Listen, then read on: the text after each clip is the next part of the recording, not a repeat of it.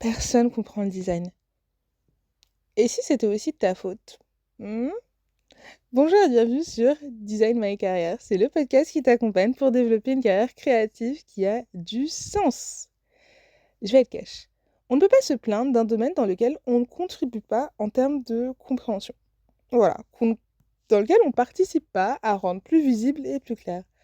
Ouais, je sais, ça fasse un peu, mais il y a beaucoup de personnes qui vont se dire non, mais le design, c'est pas clair, personne ne comprend. Ok, mais qu'est-ce que toi, tu fais concrètement pour rendre ce domaine plus clair? Et quand je dis rendre ce domaine plus clair, on parle pas simplement de juste faire des petits posts LinkedIn, hein. On parle dans la vraie vie, en fait. Participer vraiment à l'essor de notre discipline, participer au fait que ça soit vraiment plus explicite. Parce que oui, moi j'ai quand même une des frustrations qui aimait justement la création de blogs design et collectivité, qui est que très peu de designers documentent leur parcours, documentent leur métier, ce qu'ils font concrètement.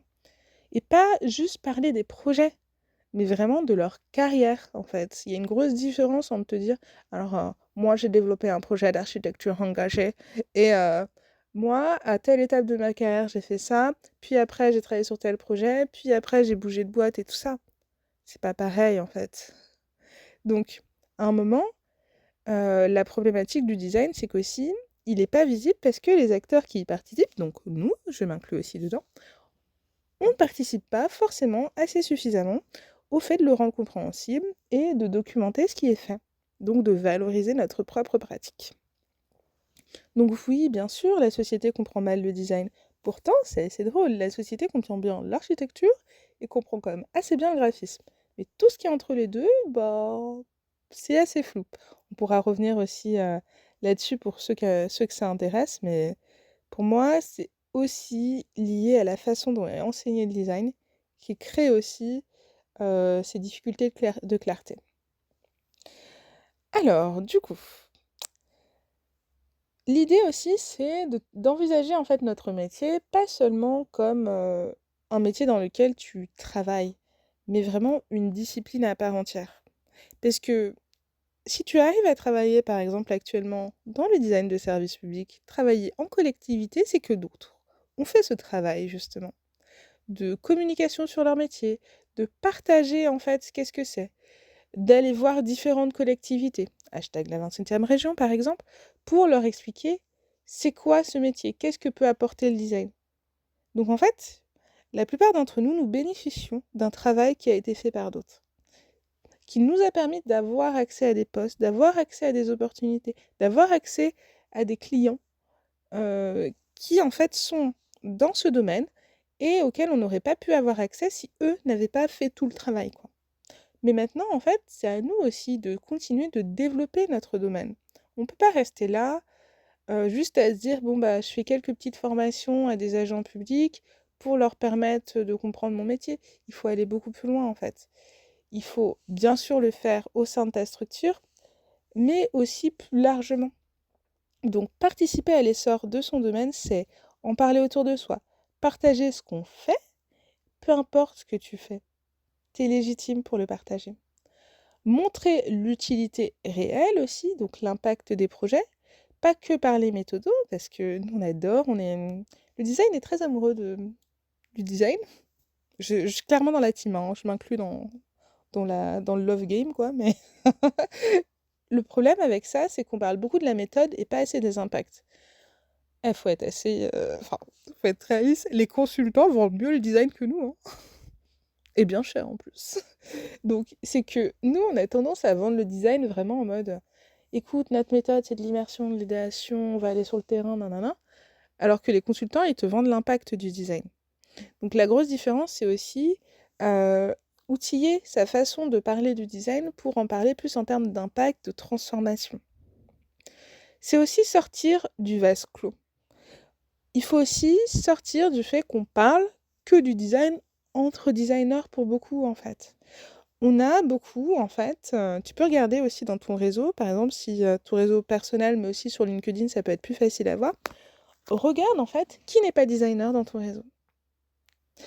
Et si tu te rends compte que, par exemple, dans ton réseau de designers, ou dans ton réseau global, il y a majoritairement plutôt des designers, c'est ce que je veux dire, c'est qu'en fait, t'as pas un réseau assez diversifié parce que du coup, tu prêches déjà des convaincus.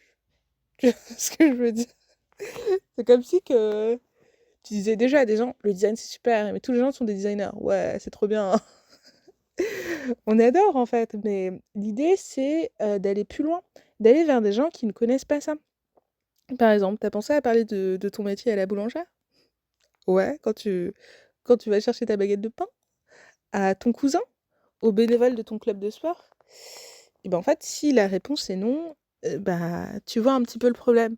C'est que parfois, on est aussi dans une logique de se dire: «Pff, le design, c'est tellement pas clair que du coup, je vais simplifier ce que je fais ou pas l'expliciter». Alors qu'en fait, c'est aussi considérer que les gens n'ont pas la capacité de comprendre. Alors que si, il y a des gens qui ont la capacité de comprendre, il y en a d'autres où, OK, il faut simplifier parce que parfois on jargonne, mais ouais, les gens peuvent très bien comprendre si tu leur parles, en fait, avec le cœur, de façon pragmatique. Le design, ça touche tout le monde. Quand tu leur dis, par exemple, à la boulangère: «Bah, écoute, bah, tu vois, quand on va dans ta boulangerie et que les gens font la queue dehors, en termes d'expérience usagée, tu vois, d'expérience pour ta clientèle, bah, c'est pas super top parce que parfois il pleut».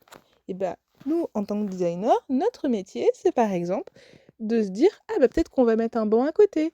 Peut-être que on va faire en sorte de repenser l'aménagement de la boutique pour qu'il puisse être à l'intérieur».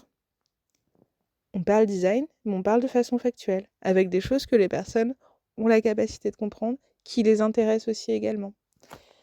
Donc, cet épisode est peut-être un petit peu plus polémique, mais je pense qu'il y a beaucoup de designers qui ne contribuent pas à en tout cas, de mon point de vue, à notre discipline. Voilà, soit en ne documentant pas ce qu'ils font ou en prenant pas vraiment aussi le temps de valoriser et en restant bloqué sur le fait que personne comprend le design. Alors qu'en fait, il y a des gens qui le comprennent, la preuve, on est beaucoup à travailler dedans, mais il faut aller beaucoup plus loin. Se dire que, ok, quelle est ma prochaine étape? Et sortir son métier aussi des cercles des initiés pour le partager au plus grand monde possible et aussi pour soi. Ça te permet aussi de créer des opportunités parce que c'est quand même de ça qu'on parle cette semaine. Donc, je te remercie de m'avoir écouté. N'hésite pas à me partager aussi ton point de vue, ça m'intéressera beaucoup parce que je pense qu'il y a vraiment un débat à faire un peu là-dessus sur comment on pourrait procéder différemment pour valoriser notre métier. En tout cas, à très vite. Salut!